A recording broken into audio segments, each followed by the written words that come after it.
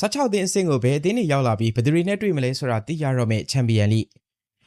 ရဲ့ Play-off အဆင့်ဒုတိယသုတ်ကတော့ပြီးဆုံးသွားခဲ့ပါပြီ။ဒီအဆင့်မှာပဲကြံရစ်ခဲ့တဲ့နာမည်ကြီးအသင်းတွေလည်းရှိနေပါတယ်။အားသင့်စရာအကောင်းဆုံးကတော့ပထမကျော်တုန်းက2ဂိုးပြတ်နိုင်ထားတဲ့ဒေါ်မွန်အသင်းဟာ Play-off အဆင့်ကနေလှည့်ပြန်ခဲ့ရပါတယ်။အက်တလန်တာအသင်းဟာဂျာမန်မြေမှာဒေါ်မွန်ကို2ဂိုးပြတ်နဲ့အရေးနိုင်ခဲ့ရပေမဲ့မဖြစ်နိုင်တဲ့အနေအထားကနေရအောင်လုပ်ပြသွားခဲ့ပါတယ်။အက်တလန်တာအသင်းရဲ့ခြေစွမ်းကလည်းတကယ်ကောင်းမွန်ခဲ့ပြီးဒေါ်မွန်အသင်းကိုအဖက်ဖက်ကအသာစီးကစားပြနိုင်ခဲ့ပါတယ်။အက်တလန်တာဘက်က3ဂိုးအထိသွင်းယူထားချိန်မှာဒေါ်မွန်အနေနဲ့ခြေပါကိုပြန်လည်ရရှိအောင်စွမ်းဆောင်နိုင်ခဲ့ပါသေးတယ်။ဒါပေမဲ့လည်းနာကျင်ချိန်ပူကပန်နယ်ရီကြောင့်ဒေါ်မွန်အသင်းကလည်းဒီအဆင့်ကနေပဲလက်ပြနှုတ်ဆက်သွားခဲ့ရပါတယ်။ဒါကြောင့်အက်တလန်တာအသင်းက2ကြော်ပေါင်း4ဂိုး3ဂိုးဆိုတဲ့ရလဒ်နဲ့ဒေါ်မွန်ကိုကြော်ဖြတ်လာနိုင်ခဲ့ပါတယ်။စီရီကိုစားပြီးတဲ့ဂျူဗင်တက်စ်ကလည်းသူ့ရဲ့နောင်တော်ကြီးအင်တာမီလန်ရဲ့လမ်းစဉ်နောက်ကိုလိုက်ခဲ့ပြန်ပါတယ်။ဂျူဗင်တက်စ်ဟာပထမအကြော်တုန်းကဂါလာတာဆာရီကို9ဂိုး2ဂိုးနဲ့ဂိုးပြတ်အရေးနိုင်ခဲ့ရပါတယ်။ဒါပေမဲ့အီတလီမြေမှာတော့ဂျူဗင်တက်စ်တို့ဟာမိနစ်90အတွင်း3ဂိုးပြတ်နဲ့အနိုင်ယူပြီးပြန်လာနိုင်ခဲ့ကြပါတယ်။ဒီလိုနဲ့ကြော်ပေါင်းတရရလက်ဖြစ်နေချိန်မှာ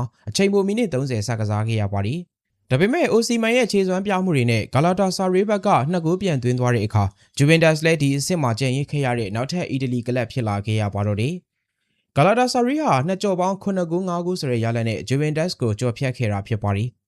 ပြင်းသစ်ကလပ်ချင်းအားပြိုင်ခဲ့ကြတဲ့ PSG နဲ့မိုနာကိုတို့ပွဲစဉ်မှာတော့ပထမအကြောကအသာစီးရခဲ့တဲ့ PSG အသင်းကပဲနောက်တစ်ဆင့်ကိုတက်လှမ်းသွားနိုင်ခဲ့ပါတယ်။ဒီပွဲကလည်းတခြားပွဲတွေလိုပဲပြိုင်ဆိုင်မှုပြင်းထန်ခဲ့ပါတယ်။ PSG နဲ့မိုနာကိုတို့ဟာပထမအကြောကပွဲစဉ်အတိုင်းအပြန်အလှန်သွင်းဂိုးတွေနဲ့အမြိုင်ဆိုင်ခဲ့ကြပါတယ်။ဒီပွဲစဉ်ကတစ်ဖက်2ဂိုးစီနဲ့ပြီးဆုံးခဲ့ပြီး PSG က2ကြော်ပေါင်း9ဂိုး4ဂိုးဆိုတဲ့ရလဒ်နဲ့ချန်ပီယံလိရဲ့16သင်းအဆင့်ကိုတက်ရောက်နိုင်ခဲ့တာဖြစ်ပါတယ်။ PSG နဲ့အတူနောက်တစ်ဆင့်ကိုတက်လှမ်းနိုင်ခဲ့တာကတော့စပိန်တော်ဝင်ကလပ် Real Madrid အသင်းပဲဖြစ်ပါတယ်။ Real Madrid ဟာဘင်ဖီကာအသင်းကိုခက်ခက်ခဲခဲကြော်ဖြတ်လာခဲ့ရပြီးထုံးစံအတိုင်းဒရမာရီများတဲ့ပွဲစဉ်တစ်ပွဲဖြစ်ခဲ့ရပြန်ပါတယ်။ဘင်ဖီကာဘက်ကနီးပြကြီးမော်ရင်ဟိုလွဲချော်ခဲ့တယ်လို့အမ်ဘာပီကလည်းဒဏ်ရာပြဿနာကြောင့်ဒီပွဲကိုလွဲချော်ခဲ့ရပါတယ်။ဒီပွဲမှာဘင်ဖီကာဘက်ကစတင်ဦးဆောင်ခဲ့ပေမဲ့ချူအာမန်နီကရီယယ်အတွက်ခြေပါကိုပြန်သွင်းယူပေးခဲ့ပါတယ်။ပထမကျော်တုန်းကအနိုင်ကိုရှင်ဖြစ်ခဲ့တဲ့ဗီနီချတ်စာဒီပွဲမှာလည်းအနိုင်ကိုသွင်းယူပေးရင်သူ့ရဲ့အရေးချင်းကိုသက်သေပြသွားခဲ့ပါတယ်။ဒါကြောင့်ရီယယ်တို့ကဘာနေဗျူးမှာ2ဂိုးတကူဆိုတဲ့အနိုင်ရလက်ကိုရရှိခဲ့ပါတယ်